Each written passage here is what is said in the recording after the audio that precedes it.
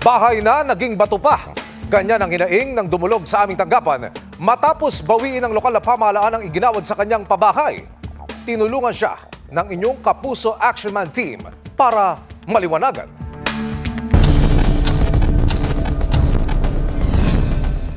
Abot kamay na sana ang pangarap na bahay ni Mona Lisa sa barangay Estipona, Pura, Tarlac nang magawaran siya ng pabahay ng National Housing Authority Hulyo ng nakaraang taon. Pero ang bahay naging bato pa nang biglang bawiin umano ito sa kanya ng NHA at ng lokal na pamahalaan. Nakagastos na raw siya sa pagpapagawa rito. 18,000 po nagastos ko, ma'am, kasi nung inaward po yung bahay na yan, sira-sira, ma'am. Bali ako na po nagpaayos. Isang iglap lang, pinakancel nila kaagad. Nakasaad sa Certificate of Award na si Mona Lisa ang pangunahing benepisyaryo ng pabahay. Hindi raw naging malinaw ang dahilan ng pagbawi rito. Mag-isa raw ngayon si Mona Lisa dahil hiwalay na siya sa dating kinakasama at ama ng kanyang 3 anak na magkakasama raw umuwi sa probinsya. Balik-balik po ako doon. Napagod na po ako. Dumulog ang inyong Kapuso Action Man sa NHA at sa lokal na pamahalaan ng Pura, Tarlac. Paliwanag ng Estate Management ng NHA Tarlac, Nueva Ecija, Aurora. Sila ang nagpondo para maitayo ang pabahay pero ang lokal na pamahalaan ang nagtatakda kung sino ang mabibigyan ng housing unit.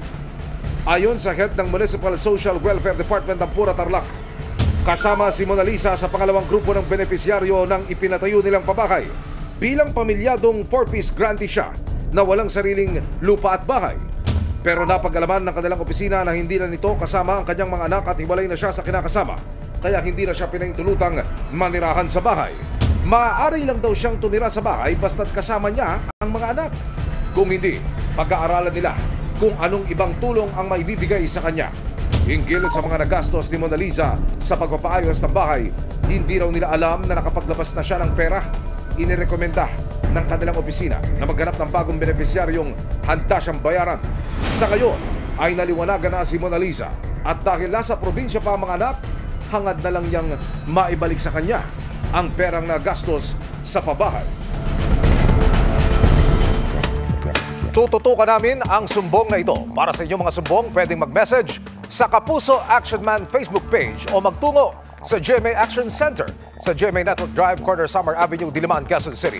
Dahil sa anumang reklamo, pang-aabuso o katiwalian, tiyak may katapat na aksyon sa inyong Kapuso Action Man.